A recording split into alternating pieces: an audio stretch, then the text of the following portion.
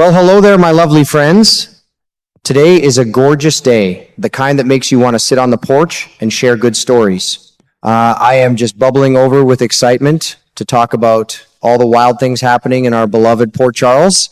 I have to tell you, the summer heat outside is absolutely nothing compared to the scorching drama we are witnessing right now between these families we have grown to love over the years. When I sit back and think about everything going on, my mind immediately goes to the absolute firestorm brewing between Brook, Quartermaine, and Drew Cain. Heavens to Betsy, if you thought these two were just going to quietly coexist in the same town, you have another thing coming. I have been watching Brook grow up, and we all know she has that fiery Quartermaine spirit running deep in her veins. She is fiercely loyal, but she can also be as stubborn as a mule when she feels her family is being threatened.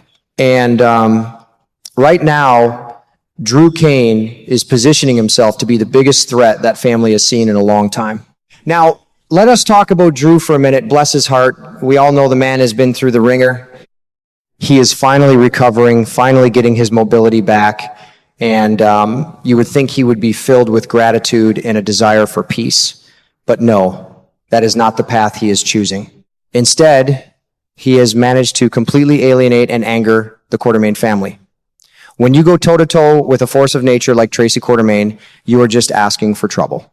I have seen Tracy chew up and spit out men twice as tough as Drew. He has done some truly terrible things in his past, and his recent clashes with Tracy just show that he is holding on to a deep, bitter resentment. It is so hard for me to watch a man who could be focusing on healing choose to focus on vengeance instead. This all comes to a massive boiling point as we look ahead to the end of July. I was just absolutely captivated when I realized that Brook is going to feel this overwhelming need to confront Drew over some serious trouble involving young Danny Morgan.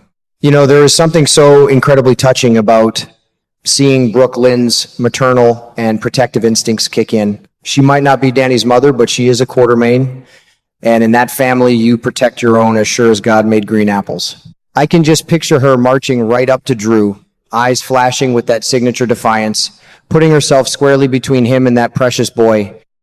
She is rushing to Danny's defense, and it just warms my heart to see her stand up for the younger generation.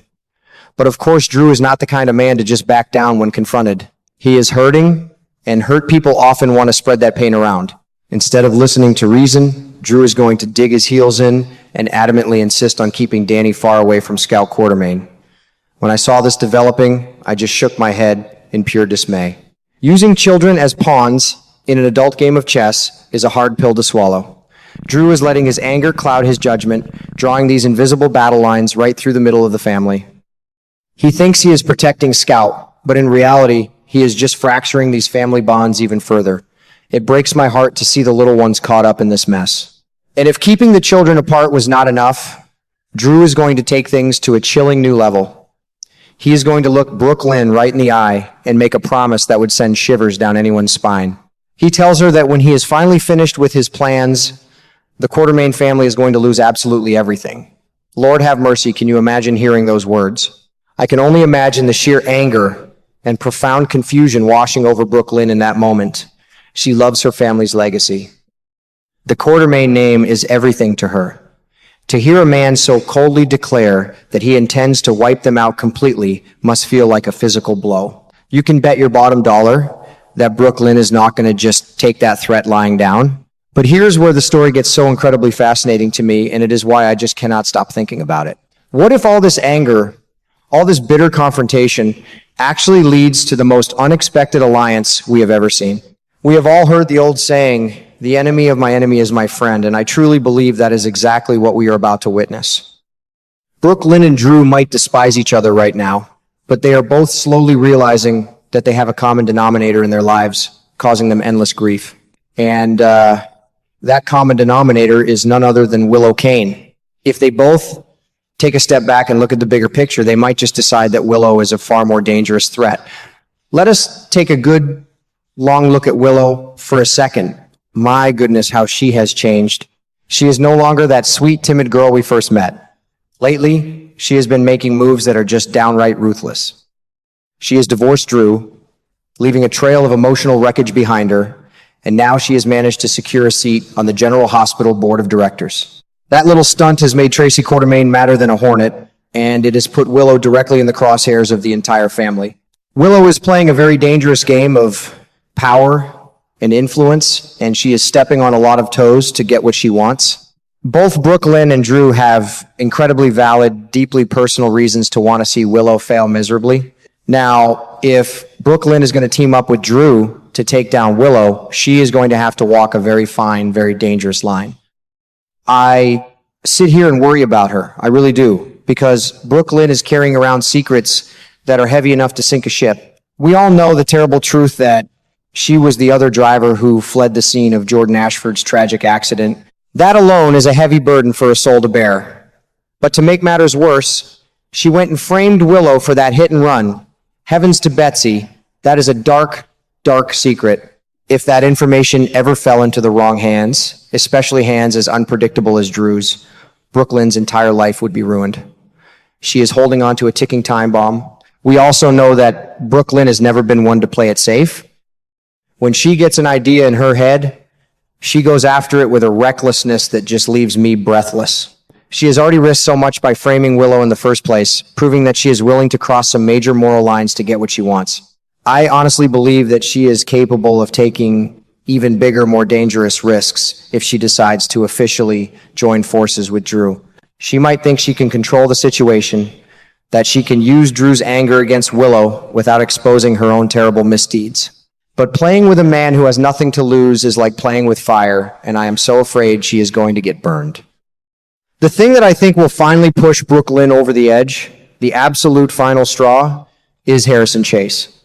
My heart just swoons when I think about how much Brook loves that man. But the rumor mill is churning, and it looks like Willow is setting her sights on Chase now that she is divorced from Drew.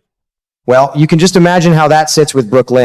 A woman will do a lot of things for money or power, but when you threaten her marriage, when you go after the man she loves, that is when the claws truly come out. Brook is going to be on high alert, watching Willow's every move like a hawk. She is not going to let anyone ruin her happy home. I can see Brook mama bear instincts kicking into high gear.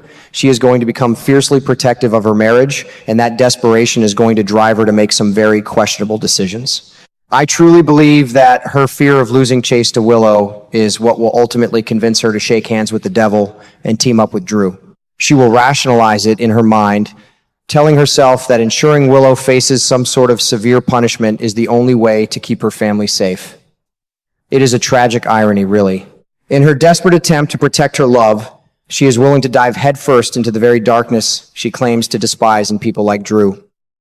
Love really does make us do the craziest things.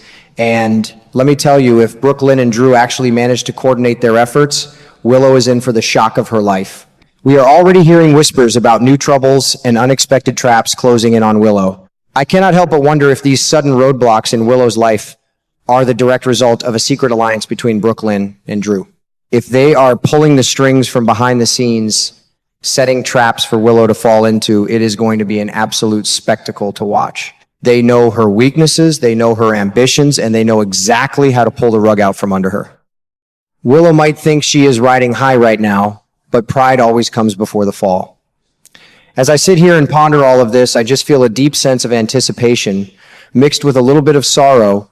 It is thrilling to watch these grand schemes unfold, but it is also heartbreaking to see good people compromise their morals.